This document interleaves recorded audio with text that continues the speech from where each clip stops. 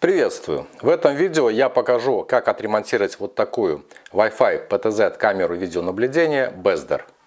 Я приобрел ее на AliExpress в официальном магазине в начале 2021 года. И все эти, более 4 сезонов, уже 5-й сезон начнется, камера контролировала территорию вокруг моего загородного дома. Конечно, она запылилась и местами пожелтел белый пластик от солнечного света, но не потрескался, и в общем-то камера и по сей день выполняет свою основную функцию. Она регистрирует видеоизображение. Камера оснащена видеосенсором с разрешением 5 мегапикселей. Сейчас я подключу ее к штатному блоку питания и роутеру и продемонстрирую ее неисправность. Видно, что на корпусе блока питания горит синий светодиод. Готово. Загрузка камеры видеонаблюдения Bezdar нестабильна. Иногда, как сейчас, она проходит стандартно. Вращается в вертикальной и горизонтальной плоскостях. Иногда только пытаются работать моторы, они жужжат и ничего не происходит. Яркая светодиодная подсветка в начале тестирования не включилась. Инфракрасная подсветка работает. Далее в режиме видеоконтроля включаются белые светодиоды при обнаружении движения в темное время суток. По внешним признакам похоже на то, что камере недостаточно тока питания. Через продолжительное время камере все же удается вывести изображение на экран смартфона. Но внезапно может пропасть связь с роутером. Выкрутив два самореза и сняв верхний купол из белого пластика, получил доступ к небольшой монтажной плате, на которой по проводам поступают сигналы Wi-Fi антенны, и на этот разъем сигналы через Ethernet кабель и провод питания. С этого разъема напряжение питания 12 вольт подается через отверстие в шар из черного пластика на плату со светодиодами подсветки. И оно составляет ровно 12 вольт, и оно стабильно. В общем, это не тот случай, когда выходное напряжение блока питания самопроизвольно менялось с 5 вольт на 12. И о его ремонте я рассказал в видеоролике по выпадающей ссылке на экране, а также в конце видео, если вы смотрите его на YouTube, или внизу в описании, если смотрите на Яндекс.Дзен. Если я подключаю камеру к заведомо исправному блоку питания, то камера включается, подключается к роутеру и стабильно регистрирует видеоизображение, выполняя свою функцию с единственным недостатком. Нет звукового сигнала. Его нет вот сейчас при загрузке камеры видеонаблюдения. Она также не воспроизводит речь оператора через микрофон смартфона и приложение ICC. Камера видеонаблюдения Bezdar оснащена микрофоном и динамиком для двустороннего общения. Микрофон исправен, поэтому можно слышать окружающую камеру звуки, а вот динамик нет. И нужно выяснить причины этого, а также причину отказа работы камеры от штатного блока питания, который по первым признакам исправен. Поэтому я полностью разберу эту камеру для доступа к элементам и возможности помыть ее корпус. Как снимать верхний колпак, я уже показал. Теперь отключаю разъемы и откручиваю два винта, фиксирующие монтажную плату. Отключаю Wi-Fi антенну. Так выглядит плата сверху, а с обратной стороны еще здесь небольшая платка Wi-Fi модуля. Теперь на тыльной стенке шара из черного пластика выкручиваю все 1, 2, 3, 4 самореза.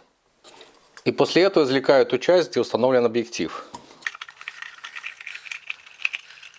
Здесь также надо отключить все разъемы, чтобы вынуть эту часть. Готово. Здесь плата крепится на 4 винтах. В общем-то, это вся электроника этой камеры видеонаблюдения. Все фото этих плат я размещу в пабликах моего канала. Рассматривал, как лучше получить доступ к динамику, чтобы его тут извлечь. И увидел, что к нему на магните зафиксирована микрокнопочка. Это кнопка Reset или сброса к заводским настройкам. Она установлена была здесь, возле слота карты памяти. И ее необходимо будет сюда заново установить. Но она тут держится, в принципе, только на припое.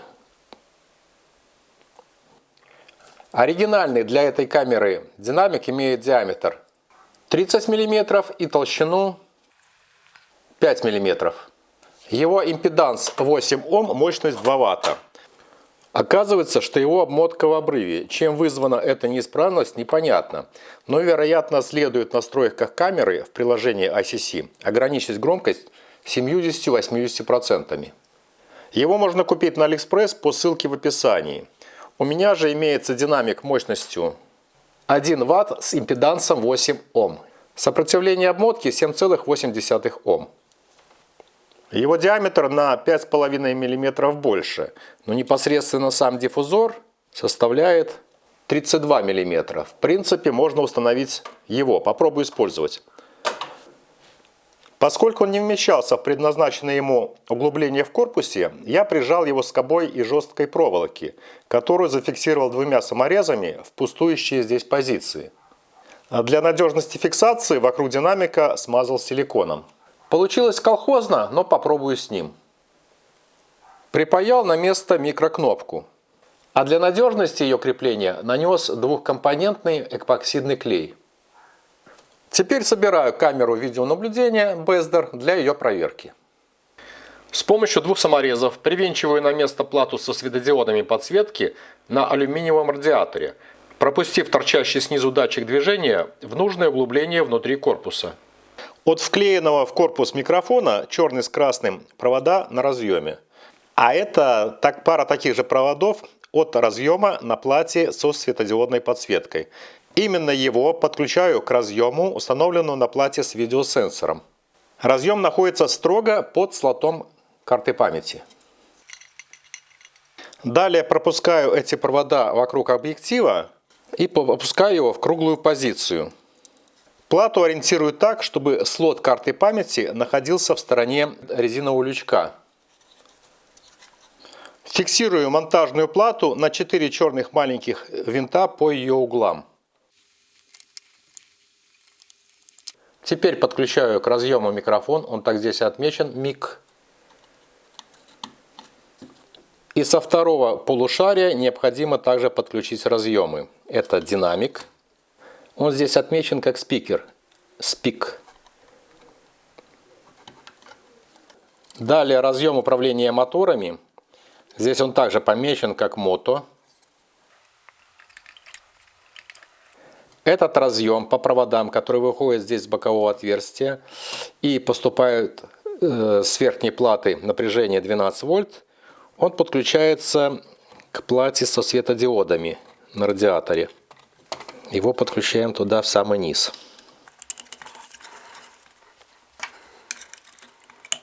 Готово. Так, и осталось подключить также из отверстия с верхней платы идет шлейф с сигналами управления. Вот он подключается к этому разъему, только поднять надо верхнюю планку, этот замочек. Так, контактами получается в сторону белого разъема. Готово. Все вот так скрепляю и завинчиваю 4 самореза. Далее пропускаю сюда Wi-Fi антенну. Здесь пользуется один серый провод. В левую получается антенну. Если так, то в правую. А черный провод он просто засунут здесь под изоляцию. То есть он не подключен. Сюда пропускаю в отверстие. Так, и кабель Ethernet с питанием также сюда пропускаю. И подключаю Wi-Fi антенну к разъему на плате. До щелчка. Итак, с нижним шаром я закончил. Теперь на 2 стойки закрепляю эту плату на 2 тоненьких самореза. Далее подключаю разъем питания 12 вольт. Так, это у нас управление двигателями. Подключаю на место шлейф, по которому поступают сигналы управления на нижнюю плату. Контактами кверху.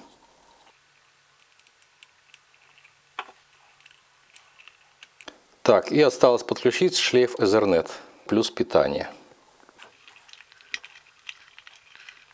Плотно усаживаем. Готово. Так, прикручиваю крышку на 2 самореза.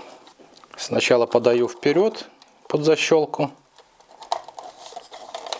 и фиксирую саморезами. С тыльной стороны зажимаю этот кабель вот такой вот планочкой. Также на 2 самореза.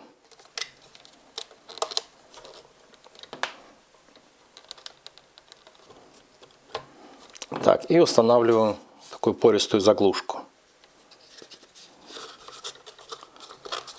Все, камера в сборе. Теперь ремонт блока питания. Отщелкиваю 4 фиксатора с нижней стенки и извлекаю монтажную плату. Здесь несложная схемотехника импульсного блока питания, как для светодиодного светильника.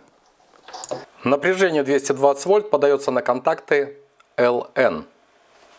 Здесь используются всего 3 электролитических конденсатора. В первичной цепи емкость номинала 10 микрофарад на 400 вольт. Возле широтно-импульсного модулятора установлен конденсатор номинала 10 микрофарад на 50 вольт. И фильтрующая емкость выходного напряжения номинала 470 микрофарад на 16 вольт. Из этих контактов, соответственно, плюс-минус снимается напряжение 12 вольт для питания через разъем камеры видеонаблюдения. В общем, похоже на прошлый случай, когда ESR-конденсатор, который подключен к микросхеме ШИМ, составляет 46 Ом в данном случае. И это практически, как здесь указано, RC-цепочка. Конечно же, надо его менять. Купил в магазине чип Deep BY в Минске и впаял новый элемент. Теперь собираю корпус. По направляющим устанавливаю плату. Готово. Итак, подключаю уже отремонтированный блок питания. Проверяю, реагирует ли камера видеонаблюдения на кнопку Reset.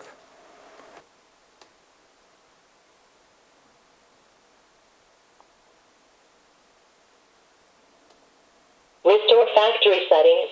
Please don't power off. Ура! Заработало! Видеокамера включается, есть звук из динамика.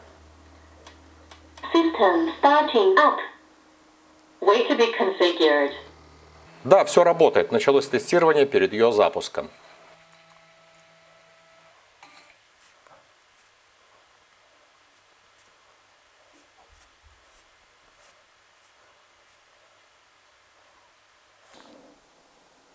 QR code scanning succeeded. Connect to router successfully.